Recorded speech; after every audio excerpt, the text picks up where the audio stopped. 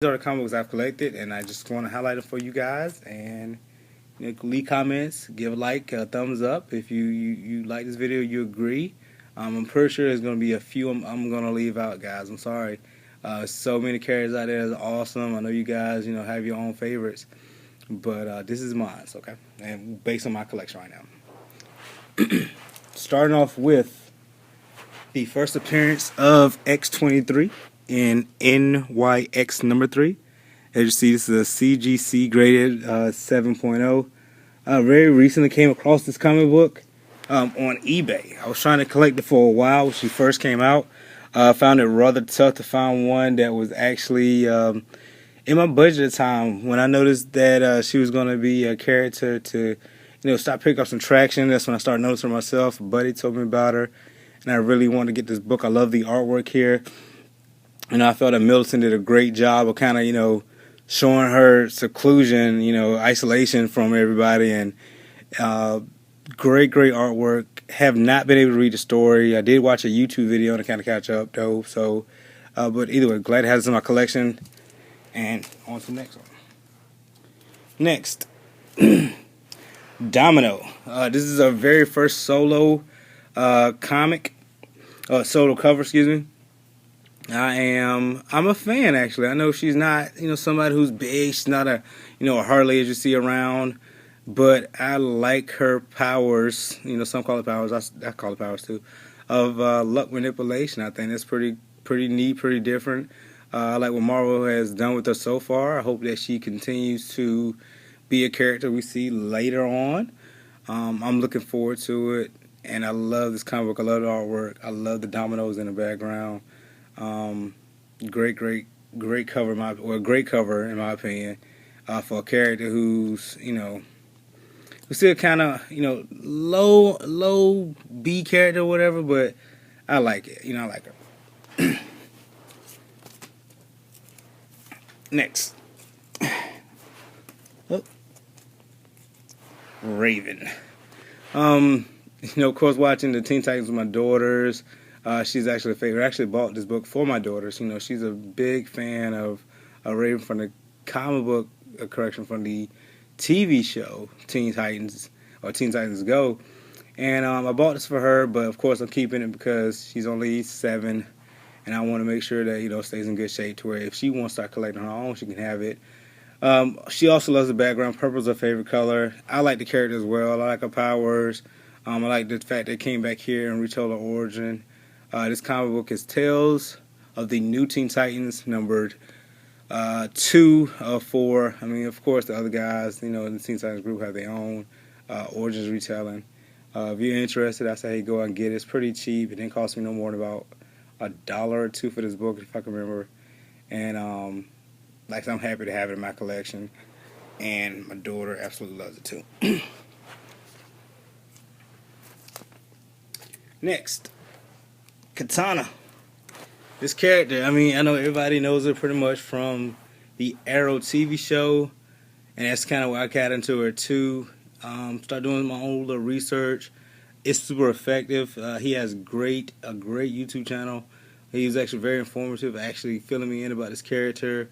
And from what I learned about her weapons, her style, what I seen in the TV show, she actually became one of my favorite characters. I love the fact that she's going to be in the new Suicide Squad movie. Looking forward to see what role she actually plays. From what I heard from watching YouTube, she's kind of going to be the bodyguard of Rick Flag. So hopefully that's the case. And if so, hey, I'm looking forward to see her, do her thing. The preview has been awesome. And hopefully it's a great movie. Hope you guys enjoy when it comes out also. Next, I'm pretty sure you guys may agree with me. This is Uncanny X-Men 510 artwork by Jay Campbell, the 1 in 15 variant. Awesome cover. I'm sorry, I'm trying to do this from my iPad. If it's not showing it that clear, I do apologize. But awesome cover, great highlights of the character. I think.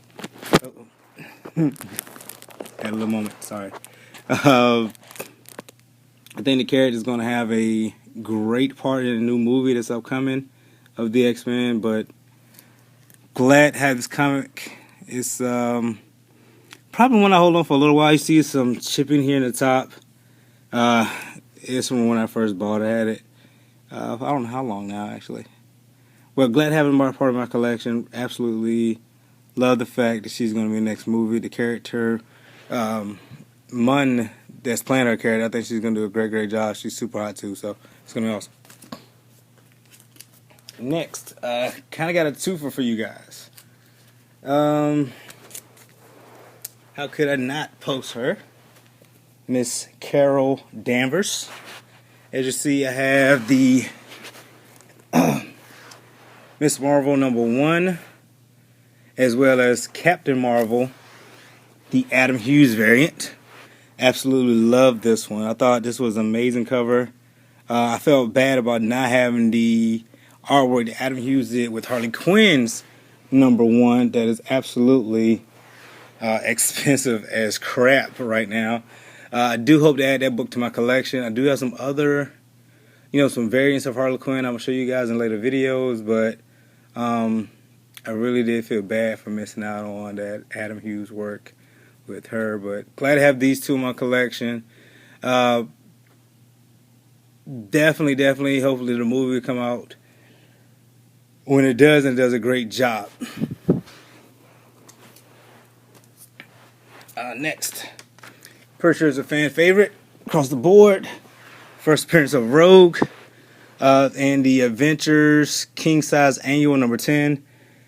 My comic book shop recently moved. I'm in the military. Recently moved here to Alabama. Found a comic book shop about 2 hours away. But he does an absolute great job with maintaining his comic books. He gave me, a whole pack of boards, whole pack of plastics too when I came to the shop, and spent quite a bit of money because he had an awesome collection. They actually sold me this comic book for about $10. Again, not absolutely perfect. You see some spine ticks here, so I felt $10 for this comic was a pretty good price. I didn't feel any problem with spending, that amount of money for it. Happy to have, first appearance of Rogue in my collection. Absolutely love Mystique. She's one of my favorite characters too, but you'll see more of her in my next comic book haul. I'll have some more comics coming in soon, so be on the lookout. Alright, next. Oh man, if you're a comic collector of any kind, of course, Spider-Man or Spider-Woman is going to be in your collection. I know she came out in another comic book prior to this one as a #1. She did not have the flowing hair that I do like about her. But this is the one I wanted in my collection. I wanted this one here. It is April of '78, artwork by Joe Sinnott. Hopefully I said it right. And it's actually the origin of Jessica Drew. And absolutely love this costume. There's other photos I've seen, of course, or other artwork done of her, and I think it's absolutely amazing. I think she's a great Marvel character. It sucks the fact that it cannot keep her, consistent in continuity, but think she's pretty awesome. I love the artwork they do, love the drawings, love the designs. Love it when I seen her in the Spider-Verse storyline, and hopefully we see more of her as time goes on. All right. Back to DC. This is Catwoman #1. This was actually the first appearance, I think it's volume 3 if I'm not mistaken, for a #1 print. I wanted her in the purple costume versus the black. I thought this purple costume, it was a little more Selena Kyle and Catwoman all in one versus, just Catwoman. Catwoman, I think her, is a cat burglar, of course, and but Selena Styles more kind of laid back, whatever. But this is the embroidered cover, artwork by Jim Blayton, and I actually want to get the statue to go with this, so that's another reason why I went with this #1 versus any other #1 that I've seen. I do have a reprint of Batman #1, the 2000 reprint, where she came first appeared as the cat. She's not on the cover, of course, but glad to have that as well. Of course, the #1 is well out of my budget. Hey, if any of you guys out there got the original Batman #1 with Selena Kyle as the cat in there, congratulations to you. I'm glad you guys were able to pick that up. Definitely a great key to have. But for me, this is the one I wanted with the embroidered cover or embossed cover. Really love it. Like I said, I'm looking forward to also getting the statue to go with this comic book. So kind of go as as one piece right behind it. Alright, the next piece is I'm kind of cheating here. As you see, I'm a fan of Harley Quinn. I've been a fan for a while. At some point, I'll make sure you guys my actual Harley Quinn tattoo that I have on my arm. But love the artwork that I have out there as well. But these two, I could not separate the two. So what I did was I found some of their individual stories, but I'm also doing them where they have some actual crossovers that I absolutely enjoyed. But of course, Harley Quinn is a part of it. So to show it first, let's start origin story. Sorry again, guys, for the glare, and gals. And Wonder Woman. These are two of my favorite characters in comics. They're both strong. They both can have their times. Of course, Harley Quinn has more wit and personality, but Wonder Woman in her own, man, she's definitely an idol for strong women, and in comics, of course.